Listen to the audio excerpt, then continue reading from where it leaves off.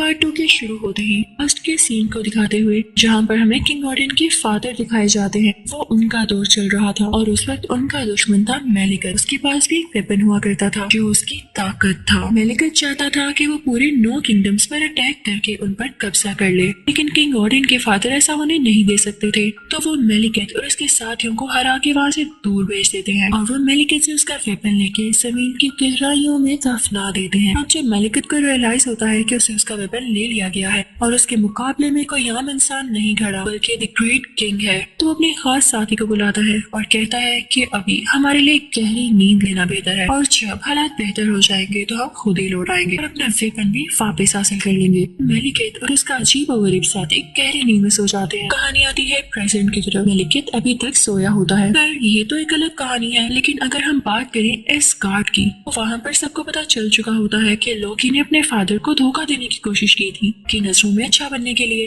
अब वो पकड़ा जा चुका होता है क्योंकि वो मरा नहीं था, जिंदा था और थोर उसे पकड़कर किंग ऑडिन के पास ला रहा होता है। इसके बाद अगले सीन में हम थोर को काफी शानदार लड़ाई करता हुआ देखते हैं और ये लड़ाइयाँ वो अपने किंगडम को बचाने के लिए किया करता था और उन लोगों के लिए जो खुद अपने लिए कुछ कर नहीं पाते थे और इतने ताकतवर नहीं थे। वो थोर से मदद मांगा करते थे और ये थोर की अच्छाई थी कि वो उनकी मदद कर भी दिया करता था। फिर थोर जाता है अपने फादर के पास और उनसे बातें करने लगता है। यहाँ हमें पता चलता है कि बायफॉस्ट ब्रिज दोबारा से रिपेयर हो चुका है और अब वो बिल्कुल ठीक से काम भी करने लगा है। अब किंग ऑडिन थोर को बताते हैं कि बेटा जल्दी वो वक्त आने वाला है जब 9 के 9 किंगडम से एक अलाइनमेंट में आ जाएंगे। फिर जैसे वो इकट्ठे होंगे एक पोर्टल खुल जाएगा और मेलिकत ने कहा था जब ऐसा टाइम आएगा तो वो भी लौट आएगा, तो तुम्हें होशियार रहना होगा। उधर जमीन पर हम जेन फॉस्टर और उसके असिस्टेंट को देखते हैं जो कि इसी टॉपिक पर बात कर रहे होते हैं कि क्या ऐसे पोर्टल्स वाकई होते हैं। तो उनको पता चलता है कि यहाँ पर एक अबेंडन बिल्डिंग है। ये सस्पेंस होने लगता है कि यहाँ पे कोई क्यों नहीं जाता। चलो हम चलते हैं, लेकिन वहाँ पर जाना इनकी गलती होती है क्योंकि वहाँ पर कुछ ऐसे पोर्टल्स थे कि उसमें कोई भी ऑब्जेक्ट डाला जाए, चाहे वो इंसान हो,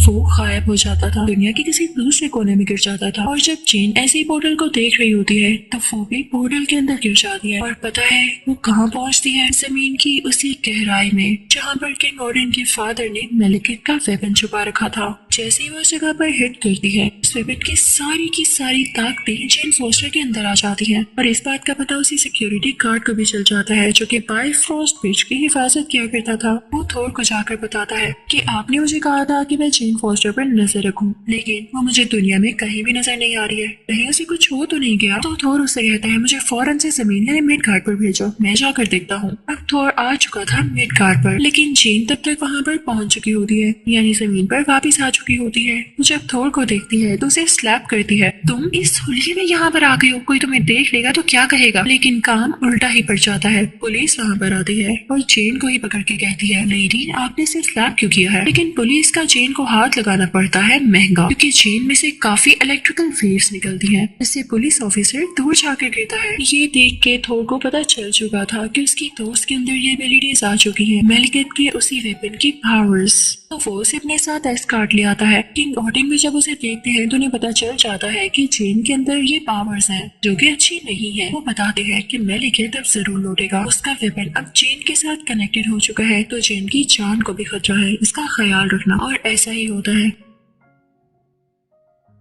मेलिकत अपनी नींद से जाग चुका होता है और अपने खास साथी से कहता है कि जाकर इस गार्ड पर हमला कर दो ताकि वो वेपन को मेलिकत के पास वापस लेकर आ सके। उसके बाद मेलिकत अपने असली रूप के साथ यहाँ आ सके। अब मेलिकत को पता चलता है कि उसका वेपन जेन फॉस्टर के अंदर है, तो वो खुद भी वहाँ पर आ जाता है और उसकी जान लेकर अपना वेपन हासिल करने ही वाला होता है कि तभी वहाँ पर थोर की मदर आ जाती है जो कि जेन की जान बचा लेती है। लेकिन इस चक्कर में उनकी अपनी जान चली जाती है। उन्होंने जेन के लिए कुर्बानी दे दी थी। तभी वहाँ पर एस्कार्डियंस आ जाते हैं जिनसे डर कर मेलिकत और उसका साथी भाग जाते हैं क्योंकि मेलिकत अभी इतना पावरफुल नहीं हुआ था, उसके पास अपना वेपन जो नहीं था। जब थोर को पता चलता है कि मेलिकत ने उसकी मदर को मार डाला है तो वो गुस्से से आग बगोला हो जाता है। इतना गुस्सा कि वो मेलिकत से बदला लेकर ही रहेगा। वो सीधा लोकी के पास जाता है और उसे भी बताता है कि मेलिकत ने हमारी मदर को मार दिया है, तो मेरे साथ चलो, हम उससे बदला लेंगे। लोकी को भी बहुत गुस्सा आता है और वो एक साथ उधर जाने के लिए तैयार हो जाते हैं। और लोकी जब वहाँ पर पहुँचते हैं तो देखते हैं कि मेलिकिट के सामने जेन भी है। वो उसे अपना वेपन निकालने की कोशिश कर रहा है जिससे जेन की जान भी जा सकती थी। तो ये चीज थोर को काफी डरा देती है, लेकिन मेलिकिट जल्द ही जेन के अंदर से अपना वेपन निकाल लेता है। थोर को बहुत गुस्सा आता है और वो अपनी थंडर पावर्स का यूज करते हुए उस वेपन को तोड़ने की कोशिश करता है,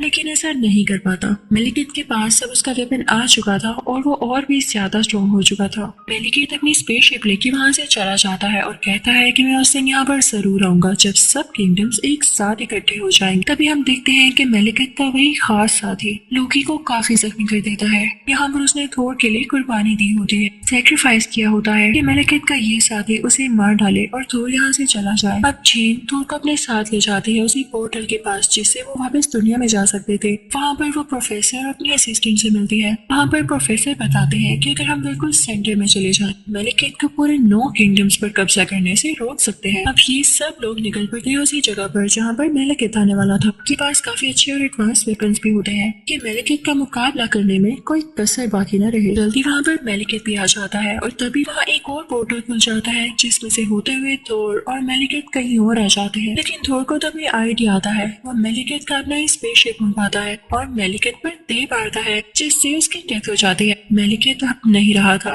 जो बहुत बड़ा बन रहा था वो अब कहाँ गया। ये लड़ाई अब खत्म हो चुकी थी। फिर थोर अपने फादर किंग ऑडिन के पास जाता है और उन्हें बताता है कि फादर, मैंने मेलिकिट को मार डाला है। किंग ऑडिन कहते हैं थोर, अब मैं तुम्हें किंग जरूर बनाऊंगा। थोर कहता है कि नहीं, मैं अभी भी आपकी तरह स्ट्रॉन्ग नहीं हुआ। तभी हम देखते हैं कि किंग ऑडिन की जगह लोकी होता है। इसी के साथ पार्ट 2 यहीं पर खत्म होता है।